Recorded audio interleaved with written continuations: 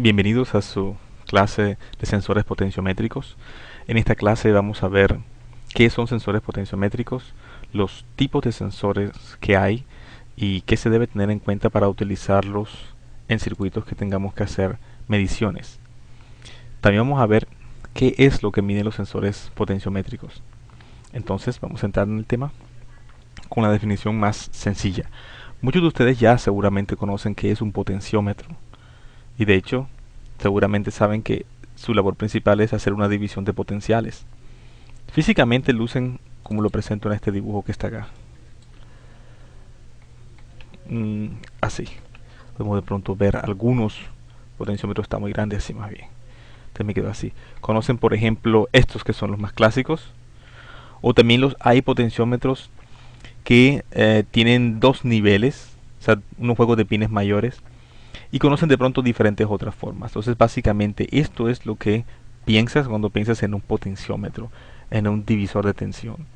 Pero entonces aquí vamos a ver otras características adicionales de ellos. En primer lugar, un potenciómetro es un elemento de tres terminales, en el cual entre dos terminales, por ejemplo entre el terminal 1 y el terminal 2 de este dibujo, tenemos una resistencia de algún valor llamado R aquí. Y tenemos un tercer terminal que tiene un punto o contacto deslizante sobre ese cuerpo resistivo. La resistencia entre el punto o contacto deslizante, que en este caso es el número 3, y el número 2 se le llama aquí R1. Y la resistencia entre el punto 3 y el punto 1 se le llama R2. La suma de R1 y R2 es R. Y ahora la idea es poder deslizar este contacto y así afectamos el valor de R1 y el de R2. Entonces podemos decir que R1 es una fracción de R. Podemos decir que R1 es un 10% de R, o el 50% de R si está en la mitad, o el 90%, o todo R si está acá arriba. Podemos entonces referirnos a R1 como exactamente una fracción de esto que está acá. Bien. El aspecto físico ya lo hemos mostrado en la primera foto. En general conocemos los potenciómetros que son de vástago, es decir, tienen un palito en el cual uno puede girarlo y ajusta entonces una posición angular interna. Pero también existen otros potenciómetros que son llamados los lineales, en el cual lo que se hace entonces es hay un émbolo que se saca o se mete, y ese émbolo entonces causa el desplazamiento del punto de contacto deslizante sobre el cuerpo resistivo que está dentro. Entonces para eso quiero mostrarte entonces otra foto. Para eso me parece esta foto que está aquí la mejor. Entonces voy para acá. En este caso lo que tenemos aquí es un brazo. Por ejemplo, este brazo que está acá es el émbolo, y este émbolo entra en el cuerpo del potenciómetro, que es esta parte que está aquí. Dentro del potenciómetro hay un cuerpo resistivo, en este caso es esta parte que está aquí, una resistencia desde A hasta C. Y ahora hay un punto de contacto entre el cuerpo resistivo a través de este deslizador que está aquí, que también toca ese terminal superior. Es un terminal metálico y que entonces está conectado a este terminal que está acá.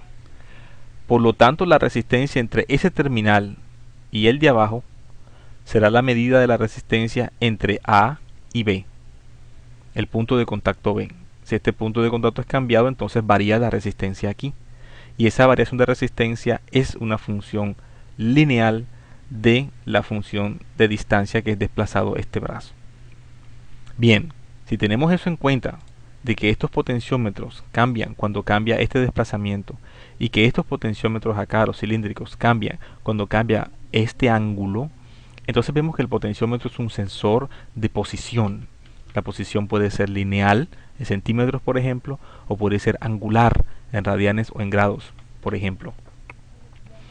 El potenciómetro entonces no es un sensor resistivo, perdón, no es un sensor de resistencia, no mide, no puede hacer una medición de resistencia.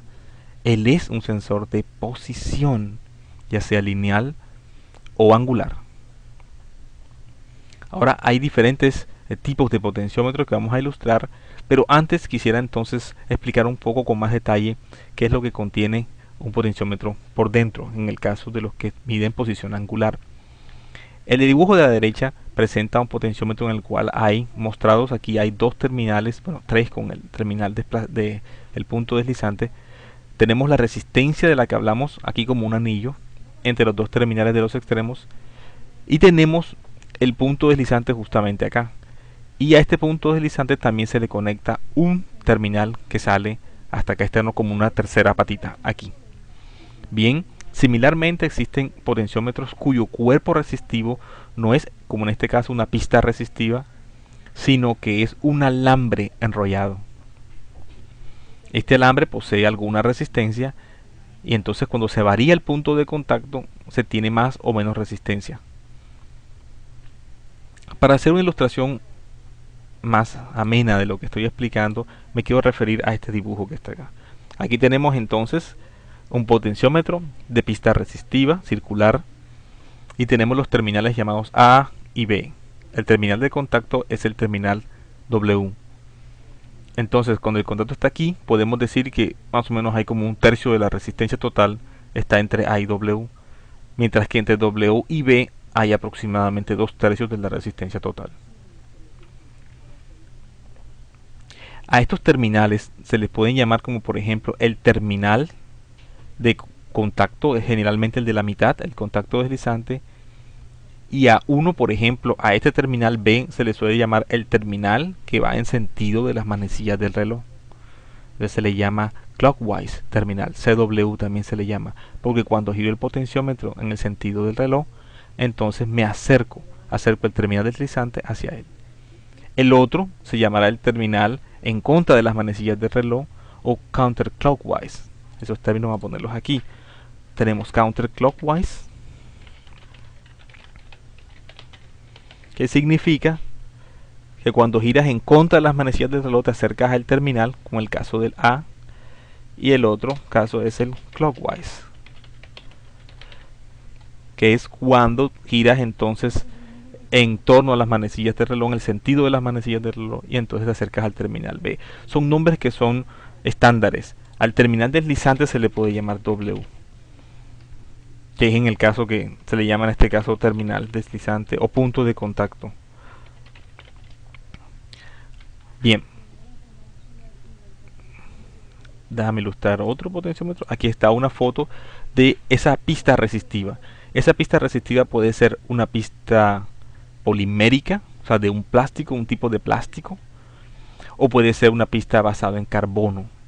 Entonces hay diferentes fabricaciones que le permiten tener diferentes características en las resistencias, pero básicamente este es un esquema muy interesante de cómo ese potenciómetro está conformado internamente. Aquí apreciamos un anillo en la mitad, que es el terminal del contacto deslizante, y faltaría entonces obviamente el vástago, y faltaría entonces el punto, el contacto metálico que hace la conexión entre este punto, este anillo metálico, y la pista resistiva. Bien, hemos dicho que hay potenciómetros que son también lineales, como el que está aquí. Una foto pertinente para ese es este que está acá. Este es un potenciómetro lineal. Fíjense que lo que mide es desplazamiento entre estos dos puntos.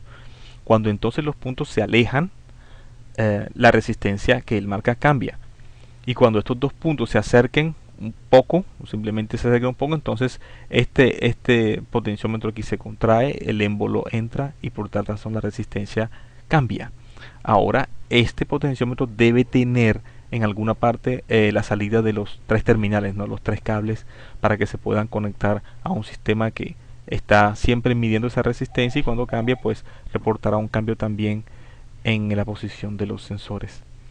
Entonces, hasta ahora es lo que deseamos mostrar, y ahora quiero seguir con la presentación aquí.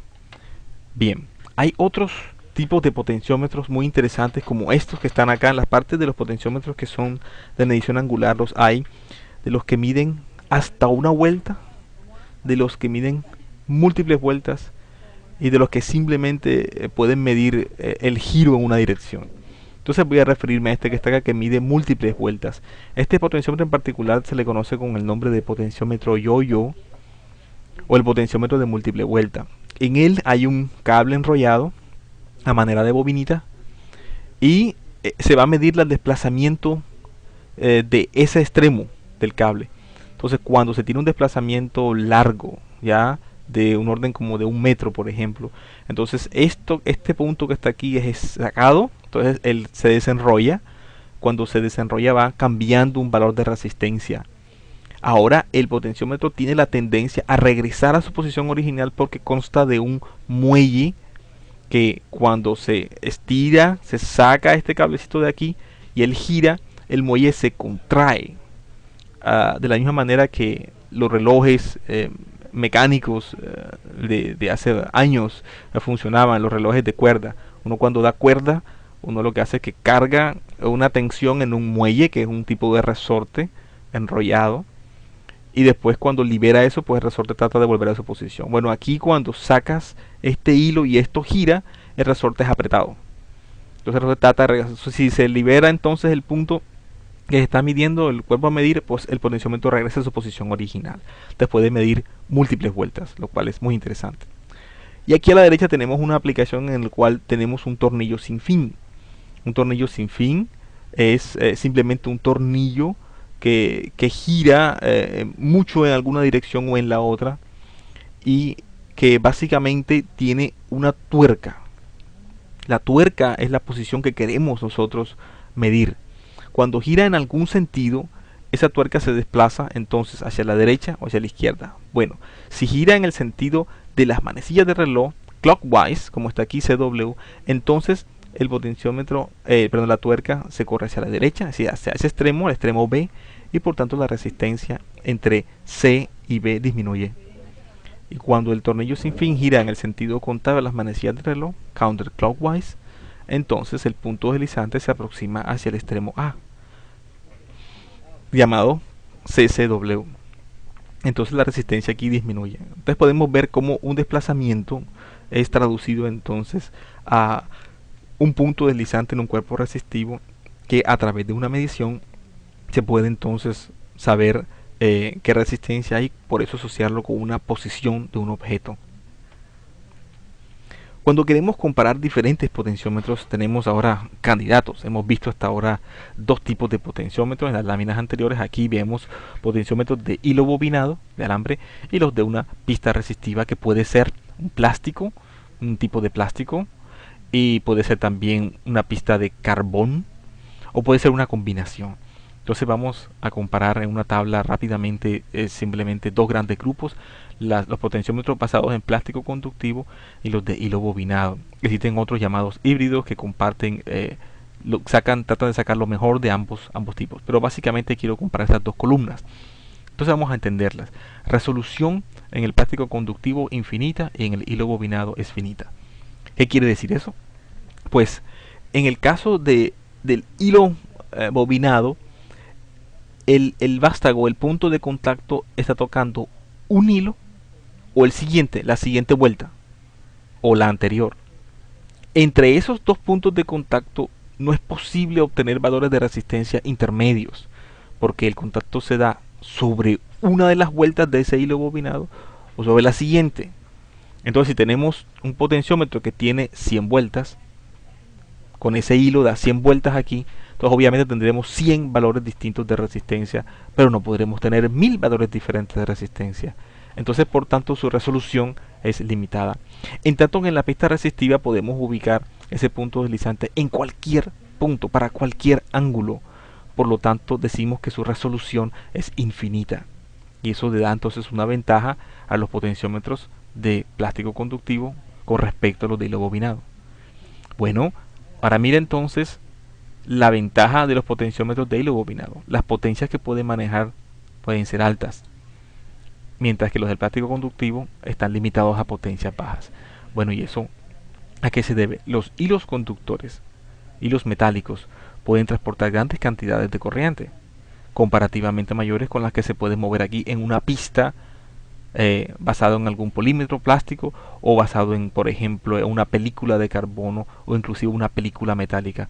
Como la cantidad de corriente que pueden transportar es menos, entonces las potencias para las cuales trabajan estos potenciómetros son más bajas comparativamente con los de hilo bobinado. La estabilidad térmica también es un problema de los potenciómetros de plástico conductivo o los de carbón también, ya que con el cambio de temperatura cambia fuertemente la resistencia. En cambio, los de hilo bobinado cambia, pero mucho menor. Entonces decimos que son más estables térmicamente. Para el efecto del ruido, tenemos que son comparativamente similares, unas vidas medias que son superiores para los de plástico conductivo, y un comportamiento en alta frecuencia buena en el caso de los de plástico conductivo, pero pobre en el caso de hilo bobinado. Y la razón es porque los potenciómetros de hilo bobinado tienden a comportarse en altas frecuencias como una bobina, como un inductor, por lo cual su comportamiento entonces cambia, en tanto que los potenciómetros de pista resistiva como este que está aquí pues no tienen ese comportamiento y son mejores para aplicación de alta frecuencia. Quisiera entonces compartir un par de fotos más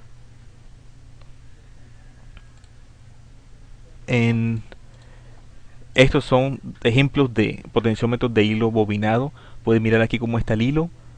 Tiene muchas vueltas, una precisión, una resolución mayor que otros potenciómetros, pero de todas maneras es limitada comparada con los de pista resistiva. Entonces aquí tenemos una foto también. Este potenciómetro tiene menos vueltas, como se puede ver, su resolución es mucho más limitada, pero miren la cantidad de corriente que puede manejar. Es un potenciómetro de máximo 2 ohmios y que maneja hasta 7,07 amperios. 7,07 amperios. ¿Qué potencia es manejar este potenciómetro? Pues la potencia es I cuadrado por R. I cuadrado 7 por 7, 49. 49 por R2, o sea, eso es casi 100 vatios. Ese es un potenciómetro de 100 vatios. Ese potenciómetro puede disipar tanta energía como disiparía un bombillo de 100 vatios. Es bastante. Y su aplicación entonces es para circuitos en los que se requiere una alta potencia y se requiere tener un elemento resistivo. En este caso pues 2 ohmios será lo suficiente para que con estos 7 amperios pues produzcan 14 voltios de caída que serán necesarios en algún circuito de un tipo de control. Posiblemente en el ámbito de electrónica de potencia pueden servir tales potenciómetros. Bien, ahora seguimos nuestro viaje aquí y empezamos a comparar potenciómetros de precisión. Hay potenciómetros que están hechos para poder ofrecerte un valor muy confiable de resistencia y sin embargo puedes comparar como potenciómetros de diferente fabricación tienen diferentes características. Quisiera comparar principalmente dos. Uno de estas es la resolución. Sigue estando igual que en la lámina anterior. Los potenciómetros del plástico conductivo son mejores que los de hilo bobinado con resolución limitada. Y el coeficiente de temperatura en este caso es peor que en el de hilo bobinado. Fíjate que la estabilidad térmica es mayor aquí. Solo 20 partes por millón por grado centígrado puede cambiar su resistencia, mientras que aquí hasta 600 partes por millón. Entonces, más y menos. Entonces, eso te da una idea de la estabilidad térmica en el caso de potenciómetros de hilo bobinado. Hay otras cosas que puedes también comparar, cosas como las potencias. Aquí son valores que son cercanos, pero también podemos encontrar potencias mayores aquí. Pero en el caso de potenciómetros de precisión, estos se esfuerzan por tener buena precisión y esto significa que se utilizan para potencias un poco menores. Hay otras características que puedes también leer y comparar. Ahora miremos una aplicación como la que estamos mostrando acá. Tenemos una fuerza que mueve alguna superficie. La superficie está sujeta a la pared por un muelle, por un resorte. Y ese desplazamiento queremos medirlo. Entonces tenemos puesto esta lámina, esta tabla que está aquí, una varilla. La varilla va directamente agarrada a un contacto deslizante de un potenciómetro. Entonces la medida de las resistencias aquí, o en este caso como tenemos una fuente de voltaje, la medida del voltaje aquí es se divide, esto es un divisor de voltaje, tenemos un voltaje de salida VO que representa la posición de la lámina que está aquí. Entonces vemos como el voltaje representa es posición, porque es lo que mide un sensor potenciométrico. Ahora el circuito que tenemos eléctrico es el que está aquí arriba. Precisamente el desplazamiento de ese cursor me da a mí un voltaje que es nada más y nada menos que el divisor de tensión con respecto a la fuente de alimentación. Entonces esa es una aplicación muy usual. Ahora analicemos qué pasa cuando yo conecto un elemento de medida. En este caso sería una carga llamada RL. Recordemos que las cargas en estos casos de estos circuitos siempre representan aquel circuito que sigue. RL representa la etapa que sigue. Por lo tanto, RL no es una resistencia muerta, como la ves ahí de pronto, sino que representa la etapa, la resistencia de la etapa de entrada a lo que sigue. Si lo que sigue es un medidor, como por ejemplo un voltímetro, pues su resistencia asociada pues será bastante alta. Podremos decir que es ideal como un circuito abierto. Pero si el circuito que sigue es un circuito cuya resistencia de entrada es baja, pues obviamente eso estará representado en el valor de RL. Ahora veamos cuál es el impacto que RL tiene sobre lo que está aquí, sobre el potenciómetro, sobre el sensor. Entonces veamos a ver qué pasa con VOL. Entonces es claro que si esa RL es muy alta, o sea, muy buena, es ideal, VOL es exactamente lo que queremos, es decir, es el divisor de voltaje tal cual como lo esperamos, y por tanto la fracción de desplazamiento llamémosla L minúscula sobre L mayúscula, voy a llamarle X está aquí, X es L minúscula sobre L mayúscula, ese fracción, ese porcentaje, 50%, 10%, 90%, entonces es precisamente lo que VOL es dBi, lo que estamos esperando. Pero si esta RL es pequeña, tenemos un problema, porque entonces este divisor de voltaje aquí incluirá esta RL y su valor de VOL ya no será el mismo que yo estoy esperando. Yo espero que VOL sea X por R. Perdón, será X por VI, que es el divisor de voltaje. Pero veré que puede no serlo si RL es pequeña. Ahora miremos. Tomemos este circuito que está acá, el del sensor, y expresémoslo en Thevenin. Para expresarlo en Thevenin me pregunto qué voltaje hay aquí en estas condiciones en que separo la RL. El voltaje que está aquí es el divisor, es esto sobre esto más esto, y cuando haces ese divisor te darás cuenta que tiene que darte que el voltaje es VI por X, la fracción, y que la resistencia de salida ha de ser esta que está aquí, y esa resistencia de salida es la resistencia que se mira aquí hacia la izquierda. Y esa resistencia que miras aquí hacia la izquierda, pues ha de ser el paralelo de esta con esta, o sea, de R1 paralelo con R2. ¿Y qué es el producto de R1? Es que el paralelo de R1 con R2 es el producto sobre la suma, el producto de estas dos cosas sobre la suma, que es R, te tiene que dar esto que está aquí. Espero que lo puedas calcular a mano ahí, o mentalmente. Dada la situación de que este es el equivalente del sensor, cuando conectas la carga, ¿qué pasa? Si esta RL es grande comparada con esta RO que está aquí, entonces el voltaje que aparece aquí VOL será VI por X, el desplazamiento, lo que deseamos que sea. Pero si esta RL es pequeña, entonces hay un problema. Bien, para empezar, ¿cómo es esa resistencia de salida RO con respecto a X? ¿Es constante o varía con respecto a X? Fíjate que si X es 0, esta resistencia de salida es 0. Y si X es 1, 100%, también es 0. Pero si aquí es intermedio, esto vale algo. La gráfica es esta que está aquí. Se está tomando RO con respecto a R y se pone aquí un porcentaje. Entonces vemos que si X es 0 es 0, si X es 1, 100%, entonces es 0. O sea, si está el punto de contacto deslizante tanto en este extremo como en el otro extremo, la resistencia de salida es 0. Y que si está en la mitad, justamente en la mitad, la resistencia de salida debe ser 25% de R. Míralo aquí. Mitad, mitad, un cuarto de R.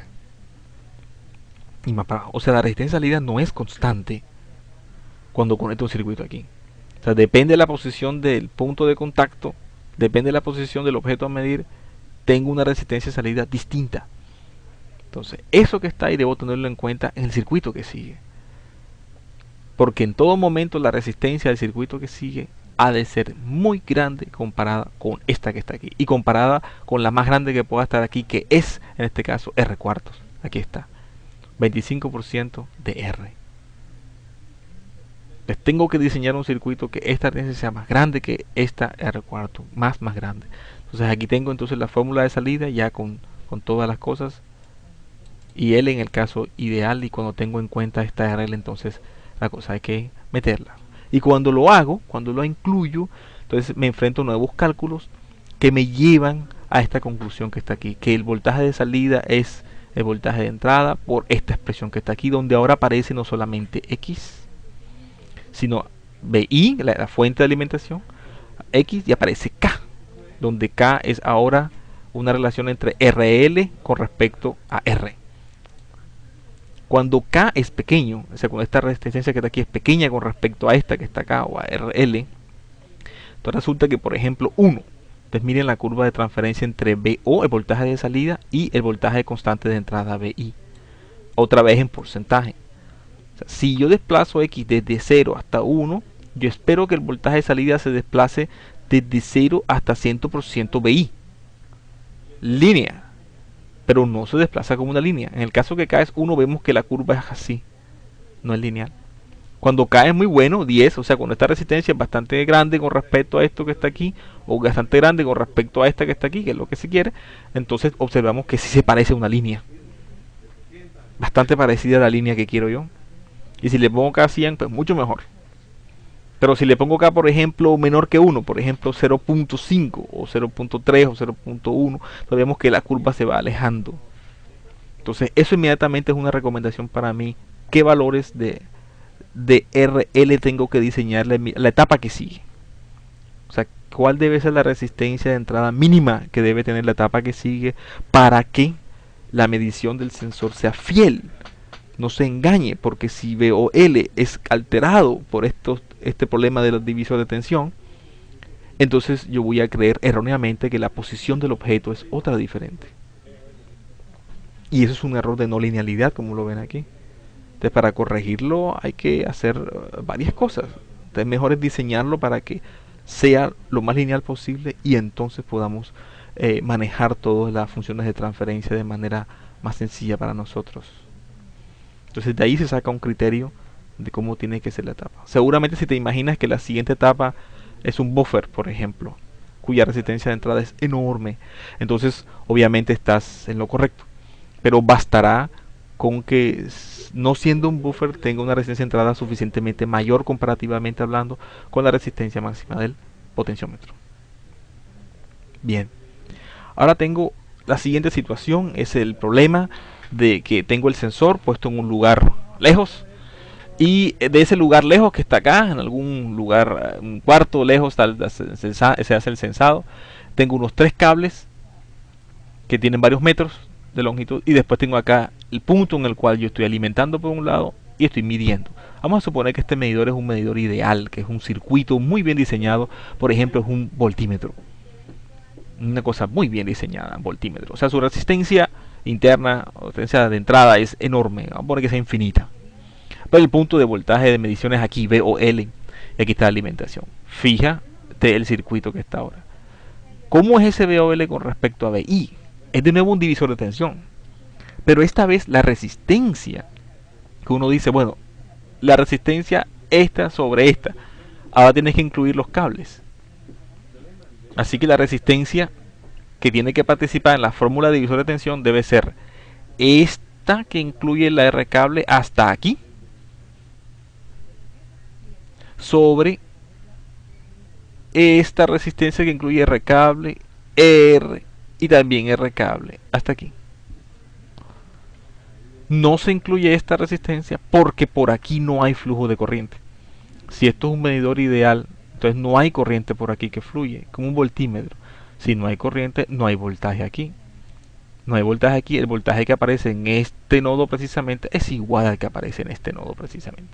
Entonces el divisor de voltaje está entre aquí, la resistencia de abajo, y la total sería toda esta acá arriba. O sea que entonces tienes Rx más R cable sobre R más 2 veces R cable. Este es el divisor. Y como ves, entonces el voltaje de salida ahora es lineal con respecto a VI, pero tiene un factor de corrimiento aquí. Tiene en primer lugar una pendiente diferente. La pendiente es este valor que está acá. Esa es la pendiente, y además tiene un valor de offset, o sea, en el 0, cuando la posición es 0, X es 0, tenemos un valor de salida. Cuando X es 0, el valor de salida es esto que está aquí, H sobre 1 más 2H. Es decir, tenemos esta línea roja que está acá. Eso es un corrimiento en la salida de offset, que hay que compensar. Hay que bajar ese offset de alguna manera.